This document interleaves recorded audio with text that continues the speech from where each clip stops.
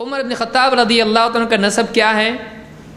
امام الذہبی تاریخ الاسلام میں لکھتے ہیں عمر ابن الخطاب ابن نفیل ابن عبد العزى ابن ریاح ابن قرط ابن رضاح ابن عدی ابن کعب ابن لؤی امیر المؤمنین ابو حفص القرشی العدوی الفاروق رضی اللہ عنہ، یہ ان کا نسب ہے۔ تو یہ عمر ابن خطاب رضی اللہ عنہ کا نسب علماء نے، مؤرخین نے یا اسی طرح سے محدثین نے بیان کیا ہے۔ اسی طرح سے امام الذہبی کہتے ہیں یجتمع نسبہ مع نسب رسول اللہ صلی اللہ علیہ وسلم فی کعب ابن لؤی ابن غالب۔ حضرت عمر رضی اللہ تعالیٰ کا نسب کس کو کہتے ہیں؟